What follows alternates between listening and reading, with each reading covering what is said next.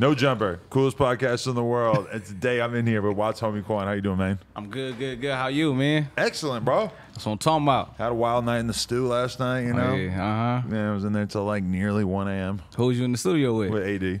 Figures. You know what I'm saying? Figures. Crip Lightyear. Yeah, Cuz Lightyear. Yeah, Cuz Lightyear. As I believe the preferred term, yeah. But no, yeah, he was in there. You know, sometimes you go to the studio with somebody and you think less of them as a rapper after.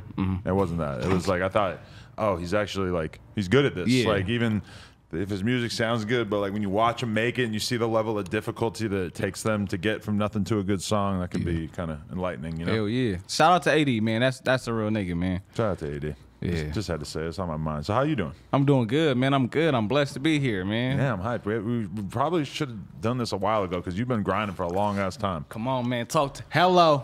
Which camera I'm looking in? Whatever you want. This is the one that's just you though. I've been grinding my whole life, nigga. And I'm for talking this. about And yeah, this is the culmination of all that. You know what I'm saying? Hell yeah. I appreciate you acknowledging that, man. No doubt. What chemicals are you on right now? I'm just drinking coffee and I smoked a blunt earlier. Shit, I'm just on sugar and gum, really. I ain't smoke, I ain't drink nothing yet. No caffeine? Nah. Wow. Just natural energy. That's dope. It's good to know. Yeah. I always like to do a little drug check with everybody before we get going, you know? Yeah, nah. No weed, no nothing. I quit the energy drinks recently. Oh, yeah. So my world is totally different now. A little bit. Was you was fuck with like Monsters or Red Bulls type? I don't even want to shout out the brand that I was drinking because that shit Okay. was Octane. And before it started to make me Man. feel like I was going to die, it felt pretty good.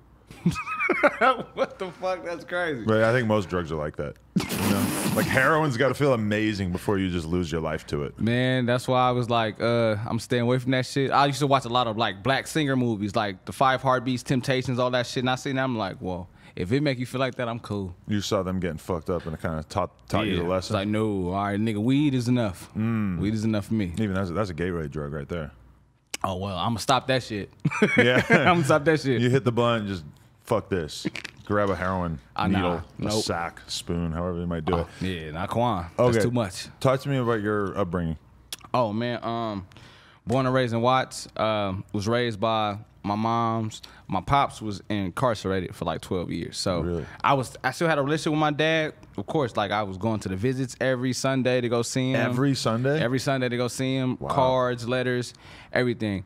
My mama got 2 boys, an older brother, What's Up Mickey, my little brother, Quayshawn the Ruler. We grew up tight together. Our family is like hilarious as fuck. Really?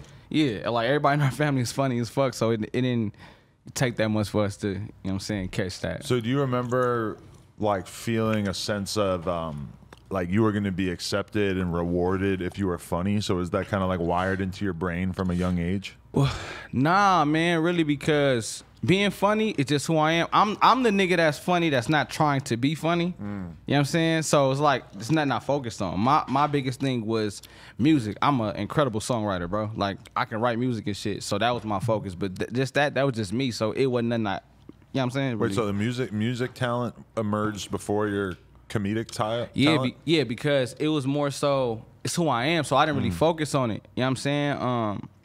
But like, I wanted to do music. I wrote music. I did a few songs. AD was in a few of my videos and shit. But I did a video and went viral, and I was like, oh, I gotta follow up. And like me always watching Martin Lawrence, Dave Chappelle, the Wayans brothers, Jamie Foxx, like hella comedian shows that used to be on like Channel 5, Channel 7, Channel 9, Channel 11, 13. I used to watch that shit, so that made me want to become an actor and shit. Interesting. So Yeah. the music definitely did come first, though. Yeah, the music came first. Okay, interesting. So growing up in Watts, though, like how much crazy shit were you exposed to from a young age? Because obviously you have a lot to say through the comedy about like what it was like growing up there and shit. But like, how much wild stuff were you actually seeing as a kid? Really a lot. Just as far as like, you know, my family's background, like, and people I know just like gang affiliated. So living in an area where that is, you see a lot of shit. So seeing a lot of shit either push you away from it or push you towards it. That shit pushed me away from it. Really? Because just being from the hood and then having people you know die and you seeing like, you know, stuff isn't what it was supposed to be, it pushed you away like, nah, this shit ain't for me. You know Yeah. Respect. Yeah. So I just started doing the hood content because I wanted people to see a piece of the city, the real of what we go through. So I've been doing this shit since like 2012. 2012 was when you first started to do. So you said you had a video and then you followed it up with a skit, like a music video. And No. like, was there like an acting part in it, or? Nah, it was okay. So it was a skit. The first skit I did was how gang members dance at a party, and it was a video of me Hoover stomping. It's a dance that's created by the Hoovers. You know what I'm saying? It was a dance that like everybody took and adapted and did it their own way, but all the gang members do that dance, so I did it. That shit went viral. After that, I had to follow up with skits. Then I did a music video called G'd Up, and I had AD play Pete from Baby Boy, so we reenacted the movie, so that way tied in the comedy and my music. Interesting. Yeah. Wow, that's dope. Yeah, because I actually just saw Baby Boy a couple months ago, and I've like made a big deal about talking about it on here. And I was telling AD that like that basically is a movie about your life. Yeah. And he got pretty offended at one point. Yeah, that nigga he's P. He's P. Right. He's I was telling him, sure. I'm like, you know, you're a grown ass man, but you're kind of living this like childlike existence. Oh, so he Jody you know that? Yeah, that's what I was saying. He wasn't feeling it. He wasn't feeling like, that. Nah, cuz. Especially because at the time he was still with his girl. I feel like now that he's single AD, he's more like he's gonna embrace being on the Baby Boy lifestyle. But wait, okay, so when you come out and start doing dances though that are affiliated with certain gangs, like do you start having people like take offense or feel any type of way, or has that ever been a factor? No, honestly, because people love and respect me. I honestly, I give it to God, but they love and respect me because I move around every area with respect. I'm not disrespecting nobody. I'm there to have fun and help the world see something that lies in these certain people that come from this certain, you know what I'm saying, background. So like my skits, I put the real people in there and like never make fun of it, but tell relatable stories to where we all know that shit and we can laugh at it. So they all just give me love and give me respect because I move carefully and I move respectfully. It's got to be kind of like tricky though, because like you could probably do a video that's so funny and so viral, but it would be the one that pisses people off, right? Like I'm sure you've had ideas that you know would be huge, but it would offend a whole neighborhood. Yeah, that's where you know what I'm saying, branding come in at, man. You got to be smart. You got to be smart how you critique and do this stuff. Like it's a lot of people that wants to do the type of skits I do. The only difference is they don't know how to critique it and do it the right way or come about it respectfully. They dive in it doing dangerous shit. It's not about that. It's about people being able to see themselves in you and trust the fact that you're going to represent them in the right way. Not saying that you affiliated, but you're telling the story from a point to where no matter if you Crip, Blood, Hoover, SA, whatever, you can relate to that shit. Like, damn, my nigga, that's funny. I've been through that. You know what I'm saying? And that's the difference. Like, it's you got to be smart when you're doing this type of content because it is crazy. When did you like realize though that the street shit, the hood related shit was going to be the stuff that would do really good? Because like, was that always obvious to you that like this community or this culture is like has a lot of hilarious shit about it that people aren't really talking about? Yeah, my thing was more so, bro, I want to go against the grain. I tried to work with like the regular comedians. It's like out here it's like sketch houses where comedians get together and they do skits, but a lot of them from the valley and different areas, they were kind of scared of my content, so they kind of forced me to do it myself and really push the envelope of showing the city because they doing hood, they want to do hood shit, but when a person really from there comes and try to like do skits with them or like, hey, you shouldn't say that, you should switch that, they don't like that, so they wasn't fucking with me like that. So I was like, you know what? I want to show the world the city, but from a real authentic standpoint. You know what I'm saying? I was like, this is the shit that I want to laugh at. I didn't give a fuck about nobody else. I'm like, I want to laugh at this shit, and I'm going to do it. And it just took off. So when you decided that you want to do comedy shit, you were doing videos, but then you also figured, like, I'm going to go get in one of these sketch houses where you try and stand up? Yeah, because, that's the thing out here. Like, when you doing, like, skits and stuff, in order for you to help get yourself out there, it's like cliques of different, you know, comedians and shit that you will want to work with to, you know, build a relationship and to be able to get yourself seen and heard. But, you know, a lot of them from the different areas, like when you come from a certain place, it's kind of scary to them. Just like a hood nigga going around a celebrity. And in a way, they going to be kind of hesitant because they're like, nigga, I don't know what you own. I don't know what you got to lose. I got a lot, you know what I'm saying? I got a lot. So it was like that. They was kind of, wasn't fucking with me. So I feel like, honestly, it happened that way because God had something set for me to do myself, not deal with that. You're not gonna just be a run-of-the-mill one of these guys just doing the same boring shit. You're supposed to find your own path, right? Yeah, definitely. Yeah, because okay, so I interviewed this comedian Danny Mullen the other day, and he's a white guy from Sacramento, and he's a comedian. Has a pretty popular channel, he's getting a lot of views and stuff. And he did a video that was pretty shocking to me, where he spent 24 hours in Compton, just out on the street. Yeah, and like at one point somebody drives by and is like, "Get the fuck out of Compton." And like, there's like, a couple different moments where it's like, oh shit, like something bad could really happen to them, and they end up actually sleeping on the ground next to the police station, basically to stay safe. Oh wow, that's crazy. I was watching, I was like, I don't know how I feel about this. It might be a little over the line at a certain point. Yeah, like, but honestly, I'm gonna keep it a buck, man. Like, being a person that's really from here, bro, it's dangerous, but it don't be like that. You feel me? Like, honestly, I'm gonna keep it a buck. And my, you know what I'm saying, my girl, she back there, she can say it too. Like, mostly white people, they don't fuck with like that, bro. They don't. Like, they get on a nigga that look like them. They don't really like. It's rare. It's rare, but I mean, it's a lot of gentrification shit. But it's rare, you know what I'm saying, when they get on him. So they probably did that just to scare him. The thing but it is ain't that crazy. He got a camera, which is good and bad. Because on one hand, like, probably people aren't gonna want to shoot you on camera. But then on the other hand, they definitely might want to take your camera. Yeah, take your camera. So that is like, and especially these days where like everybody knows how to shoot a music video. It's like, it's not a mystery to people like, oh, how much that camera's worth. They know that camera worth a couple $1,000. Your camera, sir. Yeah. Protect your camera. Definitely. That shit crazy. Okay, so when you how was the stand-up experience, or how much of that have you done? Honestly, I haven't really did stand-up. Well, what made me want to get into stand-up, because I went to Vegas, and these dudes had booked me to host a talent show, bro. And I'm like, I don't know how to host no fucking talent show. But the theater they had like costumes and clothes in the back. So I was there. I was trying to scramble and figure out what the fuck I was supposed to do. So I just threw on wardrobe, bro, and I went out there and I improv as like a certain character.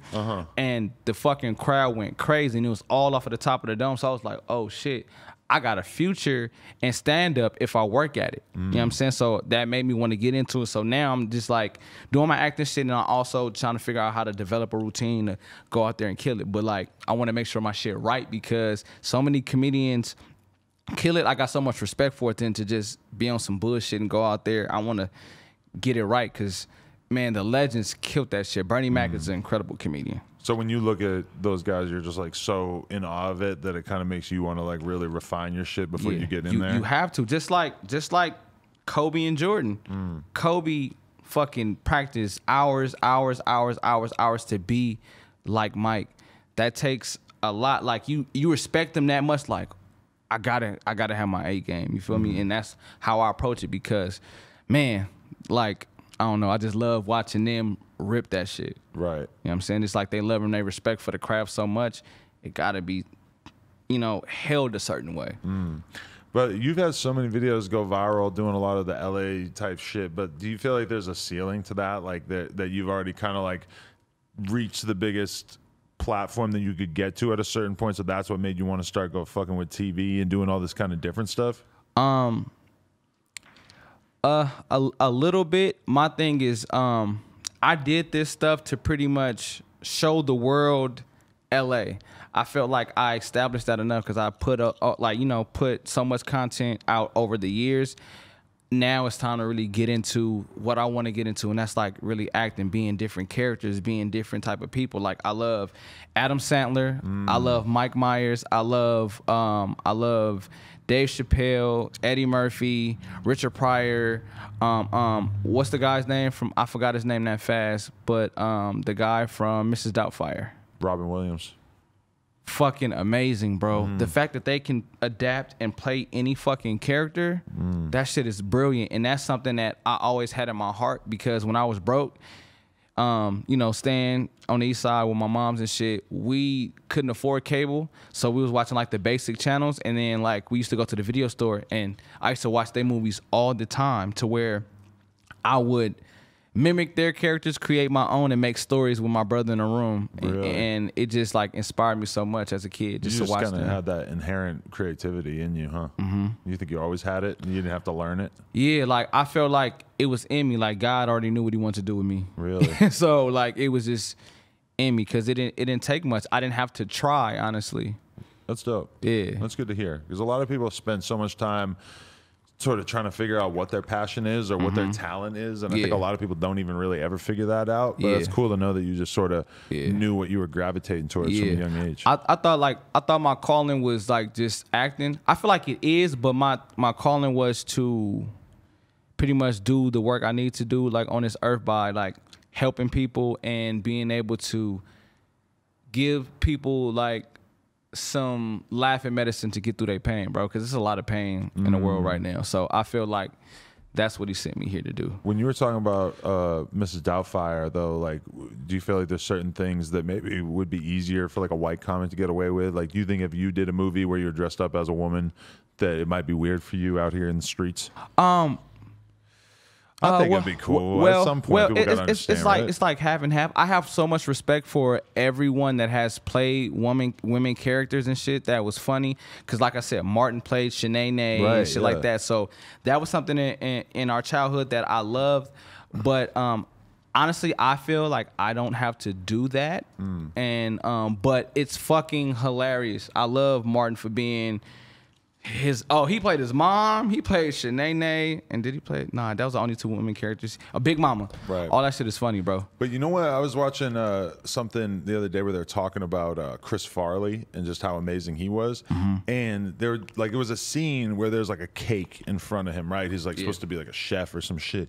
And he just starts mashing his fucking face into the cake as part of this bit so aggressively. And I was thinking, I'm like, this is why this guy is remembered as one of the greats, is because when it came time for him to do this scene, he could have dipped his face into that cake. He could have, when I think about how I would have done it, I would have been, you know? He fucking smashed his face into that fucking cake in a way that, like, and I think that's kind of like what people want from comedy in a lot of ways. Is they want someone who's willing to give it 100%, and they can tell when you're on 95. Yeah, and that's why I say like, it's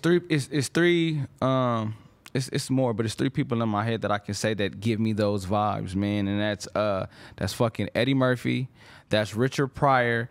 No, I say four: Eddie Murphy, Richard Pryor, Bernie Mac, and Martin Lawrence.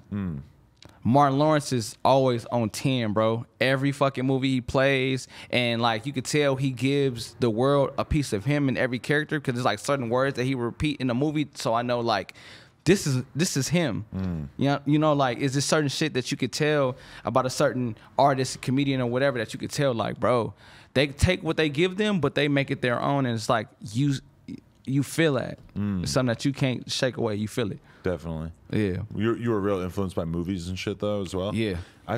What happened to like a good old fashioned hood movie? They just don't do that anymore, man. Right? And that's what you know what I'm saying. We trying to create, man, because like I seen honestly, you had to GoFundMe. Is that part of what you're trying to do? Oh, GoFundMe is for my TV show I'm working on. I'm working on a comedic sketch show called Growing Up in LA.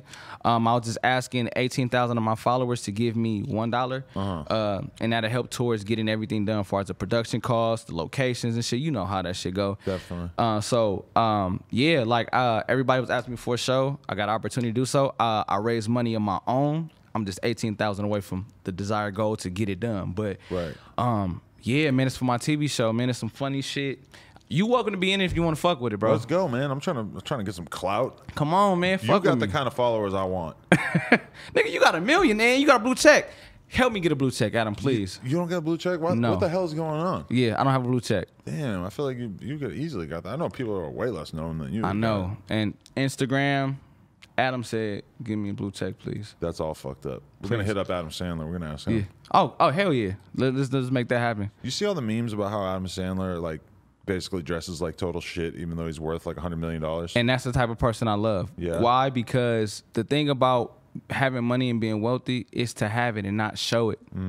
That's where people go wrong at. That's how you feel. Yeah. Because a lot of rappers live the exact opposite of that. And hey, that's cool. Do your thing. But honestly, it's just more so you gotta know what you're doing it for. Right. You know what I'm saying? Like if your shit is to like provide for your family, I'm saying, dude, but I know some of that shit you have to do in order to get in certain places. I get it, but Adam Sandler, that nigga hoops with black people, bro, everywhere. He always got on the fucking collared shirt, basketball shorts, and like some fucked up kicks. But it's Adam. It's like a lot of like I've been on set a lot of times, and a lot of like the richest people have bummy clothes. Really?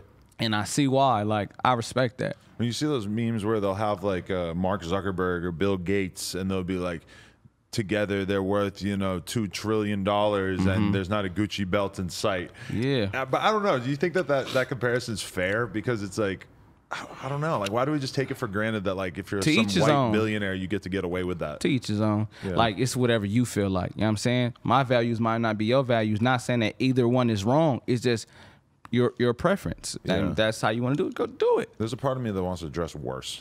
Yeah, like every day. Yeah. Just like absolute, like just nothing. Like have a pair of Vans, wear them for 2 years straight. Yeah, yeah. Oh shit, bro.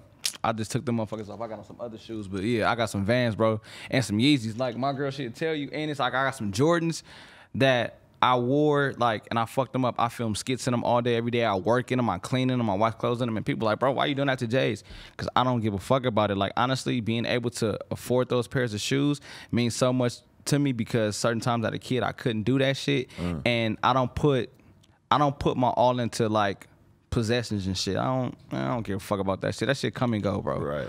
That's what I was saying too, man. Like I was fucking one of the dudes that was in the studio last night was talking about like going to the club and getting charged $15,000 for a section. Whoa. Okay. In my head, I'm like, I don't understand. Like, what are you talking about? Like, unless you have like oil money. Like if you're like a Saudi Arabian prince, then I guess I could understand that. As like a normal American, even if you are doing pretty well for yourself, it just does not compute in my brain how that's a thing. Yeah, that's kind of crazy, bro. I that's not my shit. I don't want to flex like that. That's not my shit. Yeah. I spent all my years going to the club were years of basically having to like sneak in, give the bouncer like $20 to let you in. You're there just for the sole purpose of like trying to like, you know, get a few drinks in you and like meet some rich girls because you really are not supposed to be there. That's how I always felt. I'm not trying to be on the other side of that. Hell no, man. It's like, bro, cause this shit don't last forever, nigga. You better have a fucking plan, bro. That's what I'm have saying. some money ducked off. Invest in some shit, do something. Cause this shit, you know what I'm saying? It don't last. Like you hot today, you ain't gonna be hot tomorrow. It's another person that's right there. So just be careful how you do shit. What's the sketchiest thing that's happened to you through doing content in these neighborhoods and whatnot? The sketchiest thing was like when I first started. It was like I was at the Slauson swap meet and I was getting some shoes, and it was like a gang member was like, "Hey, you that nigga off Instagram?" I was like, "Yeah." He's like, "Stop doing that weird ass content." No, I'm just playing with you, cuz. I fuck with you. And at so first, funny. but like when in LA with certain shit, it's like you kind of ready to go. If nigga like, hey, check it out. You already like, what's up? What you mean? You about to get ready to pull your pants up or whatever? And it's just like, even if a person's staring at you in LA, like it's like you kind of looking like, what you looking at type shit. So I thought it was gonna be something, just knowing where I come from. And he was like, nah, I'm just playing. So I was like, oh shit, that's cool. Yeah, but like, where are we that you can't just have some fun with a good old fashioned Instagram skill? Like, how tough are you really trying to be? I don't understand. Yeah, so I'm like, it was cool, but like that shit at first I was like, oh shit. Right. You know what I'm saying? Because it was a big nigga. So but in your mind, as a kid who grew up in LA, it's like, I got to fight right now because otherwise I'm a bitch forever. Yeah, like, but it's not like to say that to be tough, but you have to be able to, you know what I'm saying, to defend yourself. You got to be able to stand your ground type You got to shit. at least give it a good old try, even if you're going to get your ass beat. That's one thing I've learned through talking to AD and also watching a lot of prison shows is that if you get beat up, it's cool. You just gotta you gotta actually show up. Shit, just get your squabbles up. Like you straight. Like just because you lost a fight don't mean nigga you got beat up. No, bro, you did your shit regardless. Because why? You could have not fought. Right. You know what I'm saying? But don't worry about when that I shit. think about my younger years, though, I spent a lot of time ducking fades because I didn't think of it that way. Like I was definitely trying to avoid the fight. Yeah, there's nothing wrong with that because you don't have to be a fucking fighter. That's the thing. You don't have to be, bro. You don't have to be a fighter. You know what I'm saying? Like as a kid, peaceful kid, I want to be everybody's friend. I ain't want to fight. Like people want to fuck with me, fight me. I ain't want to do that shit. Like, cause I'm like, nah, I'm cool. I want to be your friend. And then like once you get tired of that shit, you like, hey, my nigga, I'm finna beat some shit up because y'all not gonna keep fucking with me. So it's that type of thing. It's not being aggressive. It's just being able to protect yourself. And if you don't want to fight, it is okay, bro. But it's a tricky line for a kid growing up here because it's like on one hand, you really like just want to be just a cool kid who's able to get along with everybody, but at the same time, there's a lot of people that are not going to make that so easy for you, real right? Shit. Yeah, hell yeah. But it's like honestly, man, I'm having a good interview, but I feel like I'm being like hella positive, but I'm being 100% me. But it's like Those people you don't give a fuck about, nigga. Why? Because you're not gonna see them the rest of your life. Right. So fuck trying to impress these people. That's where we kind of fuck up at. It's like, you know what I'm saying, trying to be the nigga like, oh, hey guys. And that shit goofy. You know what I'm saying? If you don't want to fight, hey, I don't want to fight, bro. It's cool. But don't let nobody pick on you though. Like you know what I'm saying? Like if you say you don't want to fight, nigga keep hitting on you, hit that nigga back. But like you don't have to go out there and just fight type shit. Definitely. We have a mutual friend, Duno. Yeah. That's my nigga, Duno. How'd you meet him? I met Duno, believe it or not, like before Duno was doing big shit, he had a cool following. I was doing Wild 'N Out at the time and doing skits, and Duno was like, hey, I want to fuck with you. And I was in Atlanta filming, so I was like, all right, bro, I'm gonna tap in with you. But I was on Wild 'N Out for 4 seasons straight, so like I didn't get a chance to lock back in with him. And bro started going crazy. I tapped in with him like, hey bro, let's link and do some shit. We linked, and the first shit we did was what was it Dead Vatos? It was Dead Vatos, where it's like a comedic sketch about like his homeboy died and his girl is like crying and shit, and Duno tried to holler at her on some like, I'll just protect you. I'll make sure you're good. But he's trying to hit on her, and then the dead homie appears, and he could only see that nigga. Like she couldn't see me, but he could only see me. So we linked and did that shit. How did you guys come up with that idea? Like give me like when you collab with somebody, how does the idea usually come about? Basically, that idea was from an idea that me and Micah Williams created. It was Dead Homies. It was the first one I did with Trap Kitchen Spank from Trap Kitchen, Camila from Bad Girls Club, the homie Boomer, and shit. We created a skit about the Dead Homies, like, you know, like how niggas be lying, like, I swear to God, that type of shit. But it was like in LA, niggas be like, niggas on the Dead Homies. I was on the Dead Homies, so niggas always lie on their dead homies. So it was a skit about, what if you lied on your dead homie and your dead homie appear like, hey, cuz, don't be lying on me, my nigga. That's $1 million idea right there. Yeah, so that's what it stemmed off of, and I wanted to like continue to do like, you know, different skits of it. So I carried it on to Duno by including the Latinos and shit and making that shit funny. But the ideas, I just like, shit be coming to my head, or I'd be like, hey bro, what type of shit you comfortable with doing? And then when once they tell me, then I come up with like a quick idea, and then we improv the rest of the skit. So it's not too much shit written down, we just improv it. Right. Yeah. Definitely. Duno is a fat ass. I just want to throw that out there. That's fucked up. I'm really just trying to push him to the limit just to see how much I can just go in on him. I don't know. Hey, Duno, come on, my nigga. You gonna have to see this, and you gonna have to get on my nigga Adam Hayes. He caught you fat, fool. That's fucked up, the homies. I thought it was so funny how he was saying homies, but then I realized that he actually has a group called the Homies. Yeah. So that's pretty cool. Them niggas going up, though. They doing like music video after music video after music video. They going crazy. Definitely. You got the food community behind them. Definitely. That's what he says. You said the food? You said the foos. Oh, food. Oh, I thought you said food because I thought you were doing. Oh, the food community as well. Yes, for sure. Yeah, because he'd be buying a lot of food for sure. I don't know what it is about him that makes me just feel so comfortable just giving him shit. Yeah, that's fucking funny. I seen this shit with him, AD, and Trail. Them niggas would shoot on each other for a long time. I'm like, this shit is insane, bro. Yeah, I heard that T-Rail's girl was like, no more dead arm jokes. I was like, that seems fair to me, because I'm like, AD. You are an able-bodied motherfucker. Yeah, it's not a good look. It's not good optics for you to be clowning on the homie all the time. They gonna come after that nigga because bro, I did a skit about sign language because sign language to us in the hood looks like niggas gangbanging. Right. So a famous person asked me to do the skit, so I was like, all right, I did it. And the deaf community came after me. I'm like, no, I wasn't talking about y'all. I'm saying the sign language should look like gangbanging to us. Did they not care about your explanation?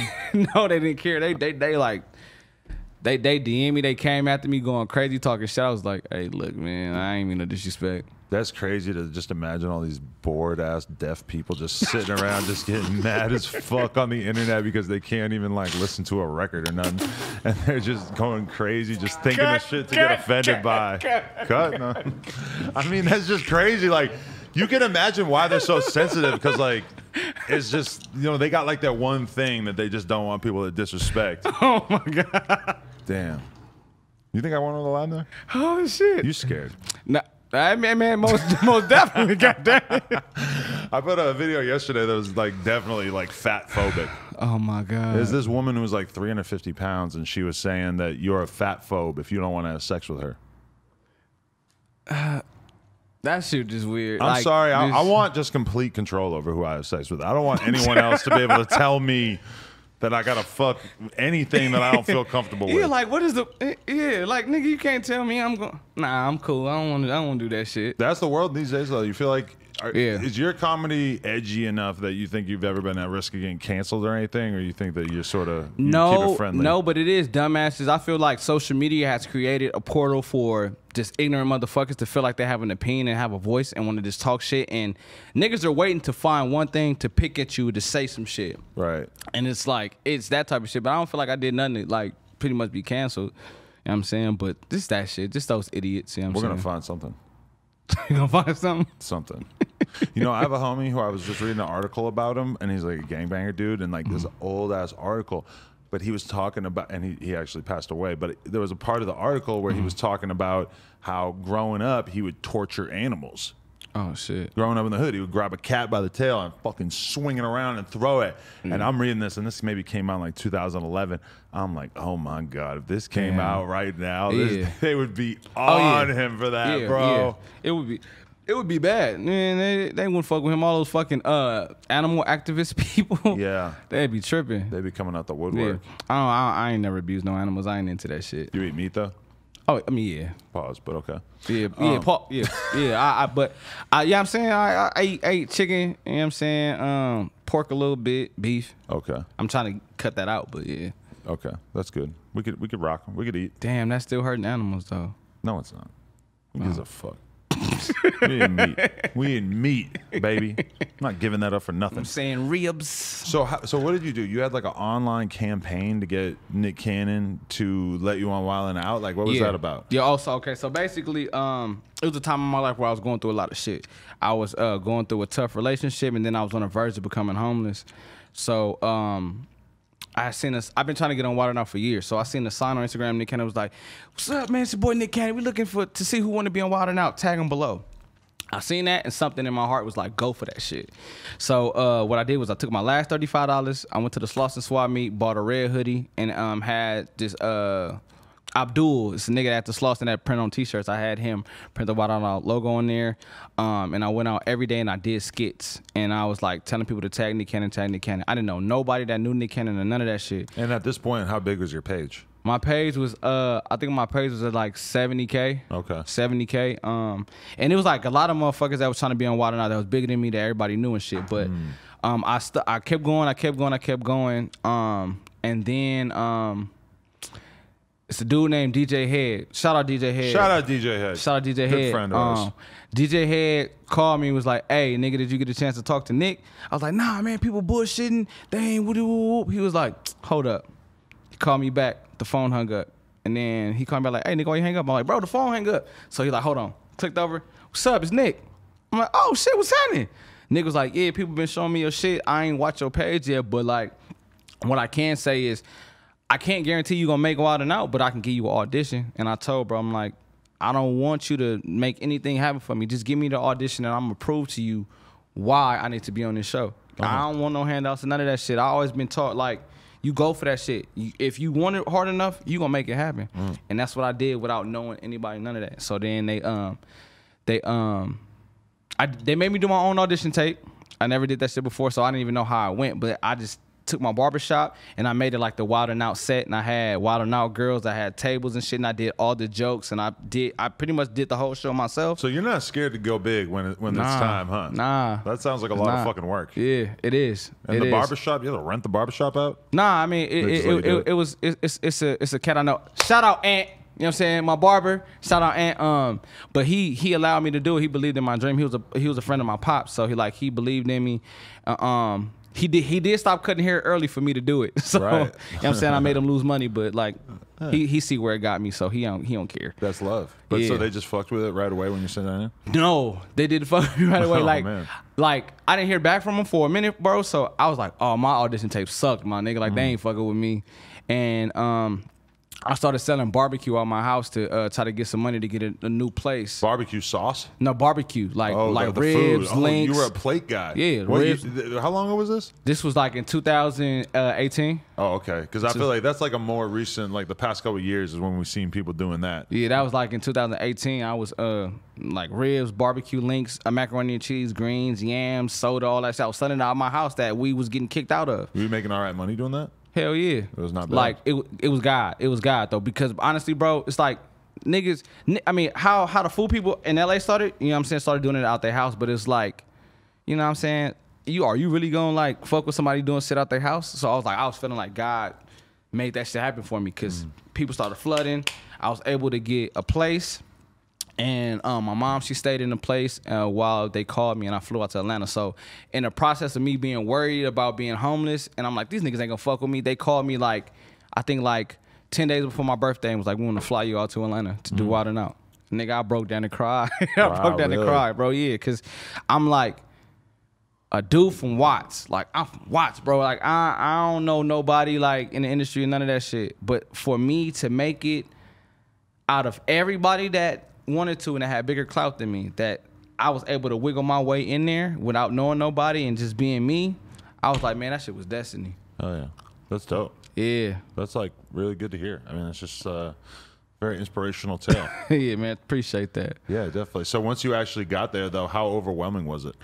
Man, bro, it was crazy just seeing like a lot of people that I grew up watching, just being, you know what I'm saying, just to be able to be around Nick Cannon and you know, all the rest of the people, bro. It was overwhelming. I didn't believe, like, I was overwhelmed, but I didn't believe it was real, bro, until we had to tell our story, and I told my story, and then like, okay, so basically, like I said, I was about to be homeless type shit, so I didn't have no money and none of that. I'm telling my story, but I didn't tell my story to ask for nothing. I'm just like, man, I ain't got $1 to my name, but I'm here, and I'm just blessed that God brought me here to do my shit.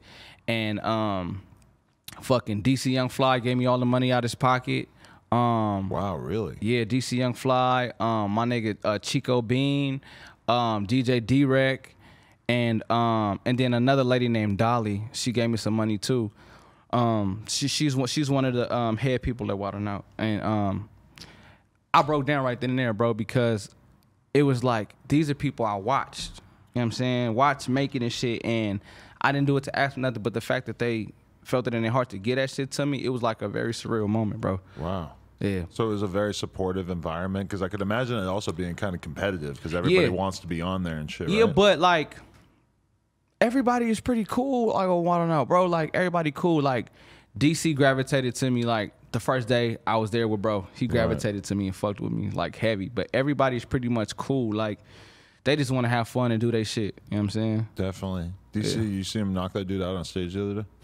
I mean, I didn't actually see the knockout, but look, do your shit, DC. DC, like, I'm gonna say, look, DC a real nigga, West Side Atlanta cat. Like, he's a real dude. So like, you got to be kind of careful when you do type of crazy shit, because niggas is traumatized. Like, what the fuck you doing? But is that a weird thing for you, that, you know, you're from the hood, but you're a comedian, and it's like, sometimes people might want to like mess with you, or like there's got to be like a weird line. It's like somebody with DC, like he's gonna fuck somebody up. Like, he's definitely not worried about nothing. But then at the same time, people probably want to like joke around with him all crazy sometimes because he's a comedian. And I would think you might have some of the same issue. Like, it's been like, not like that. Only issues have been like where niggas want to joke and play too much. It's like a certain time, like certain places I'll be, and niggas will try to like crack a joke and some shit and try to be funny, and they end up embarrassing themselves because I just look at them. Or like, I like keep the shit going, so they feel like an asshole. Like, it was one time, I ain't gonna say where who was with, but me and my girl was filming, and this nigga was like, I was taking pictures with everybody, and then he was talking. He was like, that nigga, he said something about something, like, but he was try to talk about my head, like, and he was like, man, nigga, you look like you got a titty on the back of your head, like, try to be funny, like, and I looked at that nigga like, and kept it going. So he felt stupid like the rest of the shit. Wow. But it be that type of shit where niggas try to joke and play too much. It's like, all right, I'm a comedian, bro, but I don't do the hey, nigga, shoot back and forth. I don't do that type of shit. But it's about the environment where it's like if you were doing a recorded comedy bit where you're roasting each other and somebody says something about something that you're sensitive about or that you don't really think is like something everybody should be joking about, then you can roll with the punches. But it's like if we're just on the street, like, nah, I don't want you fucking feeling like you can just punk me. Like, this is a different situation. Just doing all that goofy shit with the joke shit, that should be a little crazy. But like, nigga, if you a comedian and y'all in a setting where y'all are joking on each other, you shouldn't get sensitive about nothing. Well, shit, if you talk about niggas' kids, nigga, I'll fuck you up over some kids. But other than that, it's like you a comedian, this is what you do. You know what I'm saying? You got to be able to take a motherfucking joke because you can dish it out. Right. So that setting is cool, but niggas don't know when to stop playing sometimes. See, that is the whole problem, is that everyone has the little things that you could say that would actually rub you the wrong way. Like with the kid thing, like for me, like if anyone said a fucking joke about my kid, I'm not gonna think it's funny. I'm gonna block you right away if it's online, or I'm gonna not, you know, I just can't even fathom that. But once people realize that about you, that they do have one thing that'll hurt your feelings, I mean, it's the same reason why people are gonna say that they're smoking on your dead homie or whatever, is because they know that's the one thing that you can't just like shrug it off, you know? And that shit is crazy, bro. Especially online. My best thing I do, my nigga, is block people. Yeah, it's so like fun. That shit is so fucking fun. I'm like, oh yeah. And now you can do that shit to where you can block them in any other page that they try to create. I was just about to say that. I'm like, I don't even know how many future pages I just blocked, but that's a great feeling. Your whole IP is dust on everything. So that shit is the funny part. Like, are you goofy? Boop. Block, my nigga. Because that's what you were like in real life. Because, okay, people say shit to you online that they would never say to you in real life. Like in real life, the number of times that somebody's really violated you is probably very short. But meanwhile, I'm sure you could go in your DMs for like 10 minutes right now and find somebody saying something horrible to you. The fact that you can just press a couple buttons and you never have to hear from them again, that is a gift that the internet has given us. I'm sorry. Thank you, social media, for that. Because that stops a lot of that dumb shit. Because like people, it's like, how do you feel, my nigga, to wake up every day to try to hurt somebody or try to like be negative? It takes more energy to be negative than positive, you fucking goofball. Like you probably in some fucking dark ass room, fat, with food all over the fucking table. It's like, oh yeah, you're fucking idiot. Your child is ugly. And you're like, nigga, you weird, bro. Like you weird because you hiding behind the fucking internet, you fat fuck. Get out there and do something with your life. Definitely. That shit is crazy, bro. Yeah, that is a weird one. Did your name come about because Rich Homie Quan was pretty popular around the time? Keep it 1,000. Yes. Okay. And no. Reason why? Because were you already Quan, so they start calling you Rich Homie Quan? Because I have friends whose name has Quan in it, and we call them Rich Homie Quan. That's what everybody mistake my name for. They be like, that's a nigga Rich Homie Quan. I'm like, WattsHomieQuan. But like, Rich Homie Quan was popping around the time when I was on Instagram. My name is Quan, and niggas used to be like, what's up, homie Quan? And I'm like, Watts Homie Quan, because I want to carry Watts with me wherever I went. I want to represent my city, so I was like, Watts Homie Quan, that's fire, and I stuck with that shit. So Rich Homie Quan, thank you for creating your name, bro, because when you created your name, that shit made me be like, oh, I like that shit, low key. You should collab with him. Oh hell yeah, songs, skits, all that shit. So if you watching, fool, tap in with your boy. That could be lit. I like that idea. Yeah, Rich Homie Quan, that was a good era. Yeah. Okay, wait, when you went and did Wildin' Out, how was Nick Cannon? How much time do you actually get to spend around him? Nick Cannon was a busy man, so we didn't get to spend a lot of time with Nick Cannon, but the times that we did have our interactions with Nick Cannon, it was cool. Like, I was so juiced, like, when we was, like, in workshop, and it was coming, like, we were, you know, just cracking jokes, freestyling, fucking with people. That's what that's like when you guys are coming up with material for the show. It's like everybody just hangs out and starts. Yeah, so like we'd be in a room. Well, pretty much what it is, everything is improv. They want to see how good your improv level is. Like, so they had you crack jokes and shit on everybody in front of each other just so they could see, like, okay, if you could hang on this stage. So everything is improv. So we would crack jokes and shit. And like when I was cracking jokes and shit, Nick Cannon was like, hey, fuck with him. He's a rapper. He does skits. He's funny. He's woo-doo-woo. So I'm fucking mind blown because this nigga is Nick Cannon telling people vets, to attack you. Like, you know what I'm saying? It was an honor though, because it's like, this nigga saying this and with a room full of all these vets telling them like, nah, he's dope as fuck. He's woo-doo. I was like, oh yeah, let's go. Let's go. So it was go time. Yeah. Was there ever a moment where somebody said something to you and you just didn't really have anything for him? Hell yeah.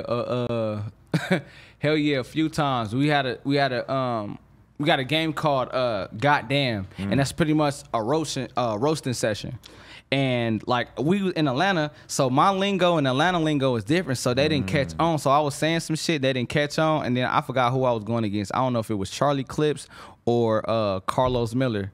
But they said some shit fucked me up, and I was like, all right. and I just gave that shit up and walked back to my pit. That's funny. You guys just swallow your pride at a certain point. Like, all right, you're a black belt in this shit. Like, I gotta just let you have that one, huh? Like, when you can't think of that, you're like, my nigga, all right, you got it. And then it's that. But it's like, it's fun because you are, I don't know. It's like in that moment of having fun, you're not really tripping off that shit. It's like, all right, it's cool, it's whatever. Yeah, you know what I'm saying? Because I'm still getting paid anyway. The environment. So, you know what I'm saying? But it's fun. For sure. Okay, so did you have to actually diss anybody like famous in the whole battle rap part? Did you ever get any like weird situations with all that? No. No, I pretty much try to stay on the side like, hey, my nigga, I'm not going to do that shit because I'm trying to fuck with y'all. So, you know what I'm saying? When I would do the rap freestyle at the end, I would go after the vets on the show, not necessarily the celebrity talent type shit. So you didn't have to like offend anybody? Yeah, I ain't have to do that because I ain't believe in that type of shit. Like, you know what I'm saying? Like, that wasn't my shit. I don't like to tear people down type shit. That's not my shit. Because, you know, niggas will rip your head off. It's just, I just don't, you know what I'm saying? I don't do that. Like, you can see, I'm talking a lot of positive shit, but I'm just like, I don't do that type of shit. You just avoid it when your friends are being negative or anything? Yeah, like, well, you know, if you niggas cracking jokes and shit with the homies, it's cool. But like, I'm more so on that because I just want good around me, you feel me? So I just be trying to like, just be the best I can, not even on no fake front shit. Like, I'm just like, I ain't really cool with that. I tell the homies if I ain't fucking with some shit. Are you one of those dudes where if somebody says you're from LA, you're like, nah, I'm from Watts? Well, yeah, Nick, what people don't know is Watts is a part of LA. So the proper term is Watts, Los Angeles. And I'll be like, yeah, I'm from Watts, Los Angeles. So that's how I correct it. Like, yeah, I'm from Watts, Los Angeles. I feel like AD is like, nah, I'm from Compton. Yeah. No, I'm not from LA. Because Compton is, you know what I'm saying? They say that shit. Compton, California. They can say that. Watts, we say that, but being politically correct is Watts, Los Angeles. So you don't want to take offense to it or anything? Yeah, not really, because I represent both. Because anybody know, when you on the east side, you don't want to go to school on the west side, you use your auntie or somebody's address on if you don't want to go to school on the east side, you use somebody's address on the west side, and you pretty much learn shit because you going back and forth, whether it's going to the park, to the swimming pool, or to the Slauson swap meet, to the malls, you crossing that side. So it's like, I represent both, but my heart is Watts. That's where I was born. So I feel you. We were talking about this on the podcast last night. How do you feel about Duno saying the N-word? Is he allowed, or you take issue with that? Well, I really don't take offense to that. That's not like that. You know what I'm saying? That's not my shit. You say what you want to say. It's just how you be respectful with what you say. I fuck with Duno. I call that nigga a nigga.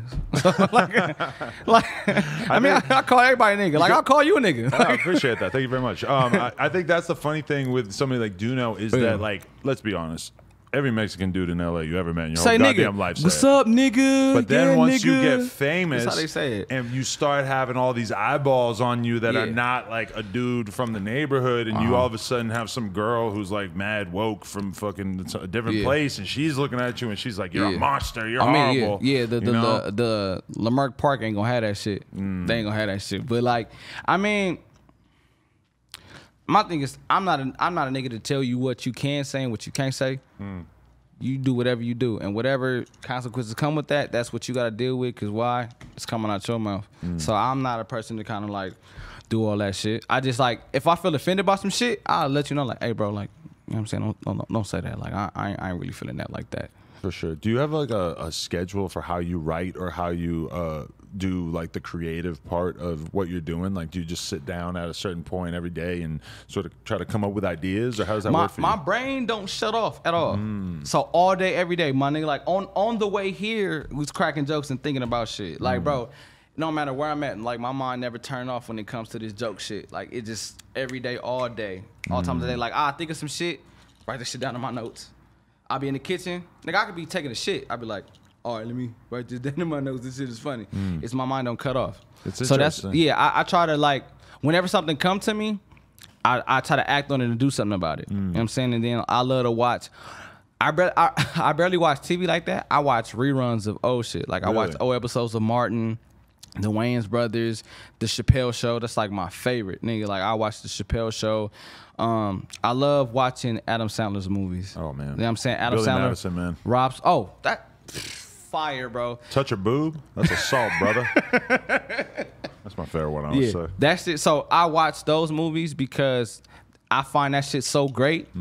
I just want to remind myself of that and like be that next person to be along the Mount Rushmore of great actors. You know what I'm saying? Definitely. Like, yeah. You a Seinfeld fan?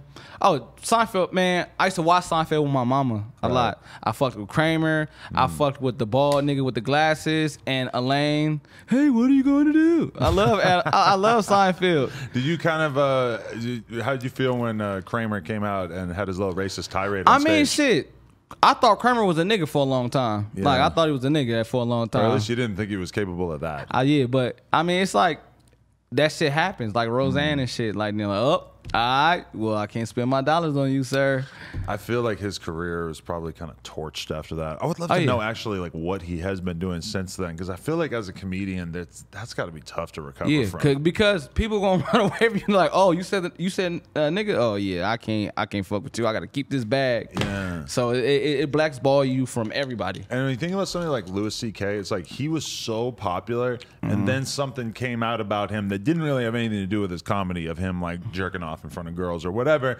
That's different than the situation with Michael Richards, aka Kramer, because he was on stage doing comedy. There's a nigga. He said something so fucked up and so blatantly, and it's like you did it while you were doing comedy, so that kind of feels different than the Louis C.K. thing in a way. It's fucked up because honestly, I'm gonna keep it a buck. Black people, they kind of fuck with Seinfeld, but the people that they loved was Elaine, the ball guy, and Kramer. So when you fall in love with those characters and then you see that character feels that way, it fucks you up. Like, I can't support that shit no more because Kramer was hilarious. Just like the dumb guy on Friends. I can't think of his name. Yeah, Chandler? like the actor dude. I can't think of his Matthew name. Perry. No, he wasn't. Was he dumb? No, Joey. And he was kind of like the slow actor guy on the show. Like, I didn't watch Friends in a long time. but he was fucking funny to me. So like, and just I didn't know Lucille Ball, if that's her name. I didn't know Lucille Ball was racist until later. Really? Yeah. I was like, oh shit. And we watched Lucy. Like me and my mom watched that shit all the time. How racist we talking? Like, don't fuck with niggas type shit. Damn. And I'm like, oh damn. But you grow up watching this shit, you don't know until like articles or movies or documentaries come out later, and it's like, damn, that's sad. It's crazy to think too that like Lucille Ball, if she was alive today, she could still totally be racist. She would just never say it anywhere that anyone would find out, right? Yeah. That's kind of the crazy part about it, right? Like these days she would be smart enough to keep it to herself, even if she was the worst racist of all time. But somebody gonna leak that shit. Yeah. Somebody gonna leak it. Somebody gonna record her just cracking jokes or some shit on the night. Do you assume that white people, like at night under the covers, they like whisper the N-word to each other? No, like, I don't know what people do. I don't fucking know. I don't know. It's like, I mean, I expect people in the privacy of their home to say what the fuck they feel. Like, you know what I'm saying? I know it's people that say all type of shit, but like, I don't know what these motherfuckers do. Like, all right. I don't think not on this side of town. Nah, I know. I'm saying, I know you ain't saying that shit. Adam ain't saying that shit, y'all. Hell no, I was just wondering, like, you know, because I've had conversations with black people where it seems like they think that like every white person really wants to say it, and I'm like, well, number one, no, because that would be so awkward, and number two, even if it was socially acceptable, the fuck do I care? It's just another word, right? It's so many like white people that are cool as fuck. I like that you said that. Thank you very much. You know what I'm saying? Working in the industry, production, behind the scenes, in front of the camera, it's a lot of people that are cool as fuck. There are some that are ignorant, and you can't blame an ignorant person. Why? Ignorance is bliss. You can't really like, you know what I'm saying? You can't really trip off an ignorant person. They don't know some shit. So you just let them go their way. You just stay away from them. Pray for them if you want to, but like, you stay away from that shit. But I don't believe that everybody is racist. It's fucked up people of every, you know what I'm saying? It's like fucked up black people, white, Mexican. It's just, it's a certain amount of people that's fucked up, but it's good people. Just like cops. Nigga, it's good cops and it's bad cops. Every cop not fucked up. I was watching a video today from like Chicago, and it's basically like a cop. It's his body camera, and he's popping out of the car, and there's a guy walking to the alley, and the cop immediately is like, "Drop the gun! I know you gotta drop it! Like take your hands out, whatever." The fucking dude immediately just pulls out and just starts shooting the cop, and you see it all perfectly. Yeah. And the fucking cop pulls out and starts shooting him too. But like, bro, that kind of blew my mind. Of like, that's why cops trip out when it's like. Comes to shit like you know, moving around too much when they're pulling you over or whatever, is because in their mind that scenario is always a possibility, you know? And like, honestly, I know that's not the popular opinion, but to be honest, some of those good people that are, you know what I'm saying, cops or whatever, they get scared too. So that's just something that people got to understand and realize, that like they get scared too. For the bad ones, fuck the bad ones. It's always gonna be fuck the bad ones. I'm gonna pray for you, but still fuck the bad ones. But you know, I imagine, you know what I'm saying, it's a scary job for those good ones. You know what I'm saying? So it's just something that people got to be mindful about as well. But I know that's not popular. But it's a controversial topic these days. But, it definitely is. But I think, I mean, the fucked up thing about it is that I think mainstream opinion is like people want to feel safe and want, like, they don't want fucked up policing, but they do want to know that if they call the police after their house gets robbed, that they're going to show up. Pull up. They just don't want all this aggressive shit, you know what I'm saying? Yeah, like, just, because honestly, niggas in the hood don't hate the police. They hate the bad ones, but it's like, nigga, if like you said, if somebody broke in my house, bro, help me, be here, nigga. You supposed to protect and serve. I was watching this Nas documentary on Netflix, and it's his brother Jungle, and he's walking outside of the Queensbridge projects where they grew up and everything, and he just says, dudes, you see a shot out here all the fucking time, but now there's mad cops and shit. And I was just thinking, I'm like, I mean, that's kind of the point. Like, you know, like, I'm sure that most of the people who live in that building are very thankful that there's a much lower chance of someone they know getting shot today. Yeah. And realistically, the cameras, the fact that, like, a lot of these places have a decent amount of police presence, I mean, that's kind of like why. Like, even when I was in the Bounty Hunters with them, like, filming vlogs and stuff, I was asking them, like, you know, like, how often does this crazy shit go down here? And they're kind of like, there's mad cameras now, so it don't really go down like it used to. You know, yeah, man, and this the camera thing it can be a good thing and a bad thing. That shit kind of scary to me. It's like some fucking Maze Runner, like weird type of, like, you know, population control type of crazy shit. It would be nice, like, to not have to feel like you were having your every move monitored by cameras outside your house. Yeah, but I mean, like, realistically, in like areas with a shitload of crime, I would rather have it a fucking. That camera's a big old reason why someone should not shoot the block up. Yeah, definitely. Know? It's a good thing, but like, it was one project we went to, and it got like a big ass, like, it got cameras, but it has a big ass, like, megaphone, like, an alarm, like, if they feel like some shit is, like, in danger type shit. It's like, woo, interesting. Like, we looking like, what the fuck? This is all crazy. In a project. So that shit was just that's fucked my mind up, bro. Right there. Yeah. Damn. I've seen that in neighborhoods in New York where they'll have, like, giant lights, like, in the park.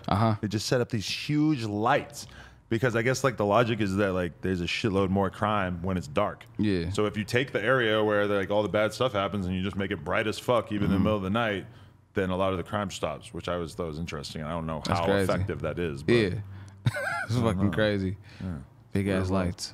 What you got that you're working on? What can we look forward to? Anything you want to promote aside from the GoFundMe, which the link is in your Instagram bio? Yes, it is. Thank you for saying that. The link is in my bio, so whoever want to donate, I truly appreciate it.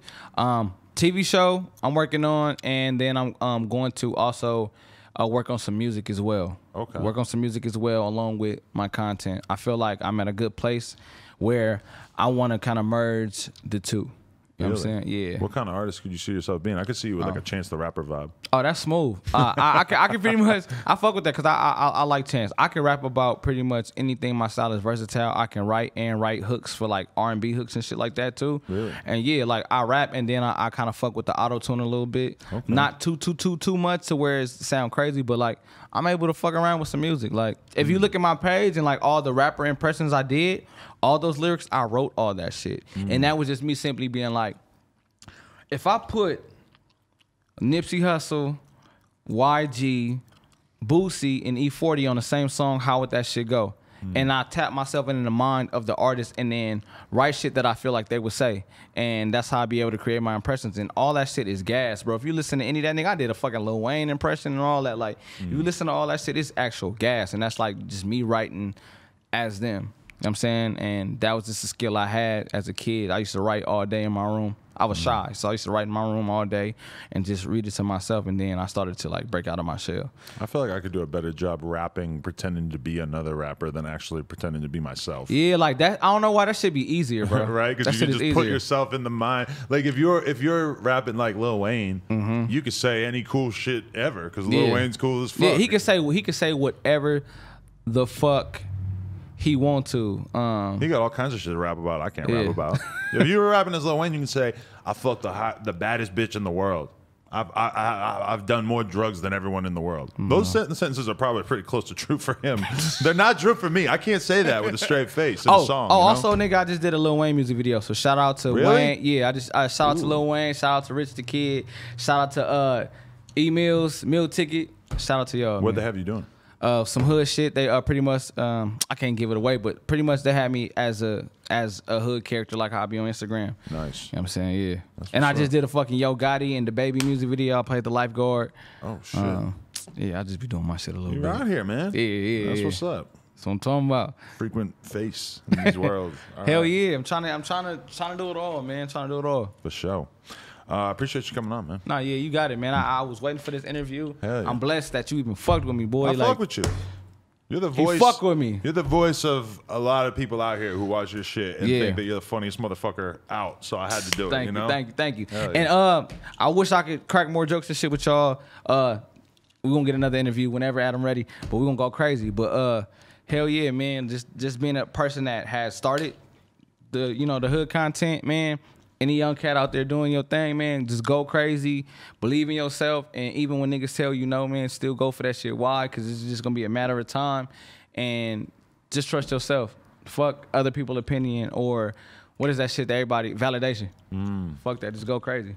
Fuck y'all. That's real. Yeah.